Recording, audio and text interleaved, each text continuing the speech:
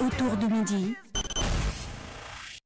Avec Loïc Poinçonnet qui se trouve actuellement à Sfax, qui est professeur de clarinette et de saxo et qui est à Sfax pour un projet artistique qui se concrétisera d'ailleurs demain. Bonjour Loïc Poinçonnet. Bonjour Monsieur Attal. Bonjour, bienvenue parmi nous. Donc vous vous préparez pour cette performance exceptionnelle entre clarinette et zokra avec Mohamed Ali Werda. Racontez-nous un peu ce projet. Alors, projet initié par Monsieur Adrien Guillot, qui est directeur de la Maison de France. Et nous avons commencé ce projet au mois de février par une première rencontre lors de ma venue, ce qui a permis de comprendre en fait l'instrument, de connaître Mohamed et donc de commencer à construire à distance ce projet-là. Et donc je suis arrivé à Sfax lundi dernier et depuis le début de la semaine, nous sommes en résidence artistique à l'Institut supérieur de musique et nous avons le plaisir d'être reçus par le directeur Madi Kaboun. Voilà. Très bien, et puis vous avez déjà présenté une performance avec Malek Chelli et vous vous préparez bien sûr à 3 spectacles à partir du 21 juin. À partir du 21 juin, exactement. Alors, nous avons composé de la musique. Nous avons aussi exploré le répertoire traditionnel de la zokra. Et on l'a adapté aussi à mon univers en utilisant les outils que j'utilise moi avec la clarinette. Donc voilà, c'était une chouette rencontre et culturelle, humaine et artistique. Et justement, alors comment est-ce que vous avez pu mener à bien ce processus? La zokra, ça a été quelque chose d'intéressant pour vous qui êtes clarinettiste et saxophoniste? Alors effectivement, il y a des liens, déjà parce que c'est un instrument avant. Et puis moi, ça m'a permis de découvrir l'univers sonore en fait de la zokra, les doigtés, les effets qu'on peut faire. Donc il y a vraiment des similitudes, mais ce qui est formidable en fait, c'est la relation entre les instruments, entre les deux instruments, mais en même temps leur différence notoire par la puissance déjà de l'instrument de la zokra, qui est un instrument qui est fait pour jouer à l'extérieur, pour les fêtes. Et donc moi, ça a impliqué aussi une autre manière d'aborder mon instrument pour me mettre à hauteur, en tout cas, de la performance de la zokra. Tout à fait. Alors parlez-nous un peu de Sfax et des îles Kerkena, puisque vous êtes désormais habitué à ces lieux et vous semblez interagir parfaitement avec cette belle ville de Sfax.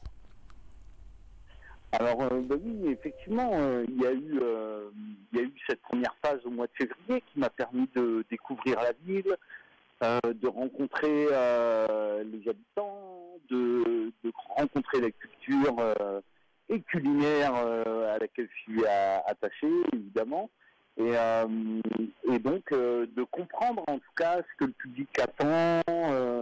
Donc c'était nécessaire ce premier passage au mois de février et ça rend cette deuxième phase en fait de travail qui est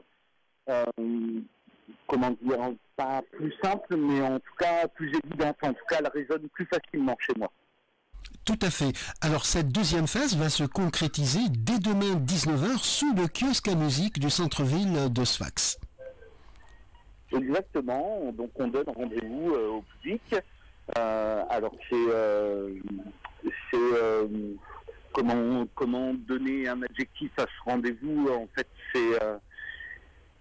ça n'est pas anecdotique. Hein. En fait, ça résonne chez moi. En tout cas, la fête de la musique est tellement importante en France puisqu'elle a été en tout cas créée en France. Et donc c'est un rendez-vous et social et artistique, en tout cas comme c'est gratuit, évidemment ça permet à tout le monde de venir découvrir et le projet, de venir faire la fête avec nous et de chanter parce qu'on a prévu effectivement d'interagir avec le public. Donc voilà, donc ça va être un chouette rendez-vous, vraiment. Très bien. Très bien. Et par ailleurs, vous aurez 2 autres rendez-vous dans des localités proches, à Jbenien et Qarqna. Ce sera le même programme? Alors, ce sera le même programme. Alors, ce qu'on a décidé aussi avec Mohamed Werda Ali et puis Melek Cheli, qui pour l'occasion nous accompagne aux percussions. On va voir comment se passe la soirée de demain et puis peut-être qu'on adaptera, peut-être qu'on rajoutera des choses. En tout cas, la porte est ouverte. C'est l'avantage de la création, c'est-à-dire que on n'est pas dans quelque chose de figé, de sclérosé. Voilà, nous on a préparé un programme et ce programme-là, on va s'amuser autour de ça et interagir avec le public et voir comment ils agissent et comment en tout cas ils réagissent à ce qu'on leur propose pour pouvoir éventuellement proposer d'autres choses à Jbeniana, à Kerkena. En tout cas, voilà, c'est de la création, donc la création n'est jamais figée. C'est l'avantage.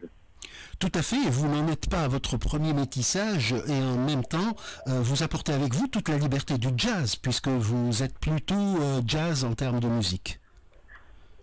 Oui, alors j'ai un parcours effectivement plutôt jazz, et donc ça permet l'improvisation, l'ouverture à l'improvisation, et donc on va s'amuser avec ça. En fait, c'est un jeu, la musique.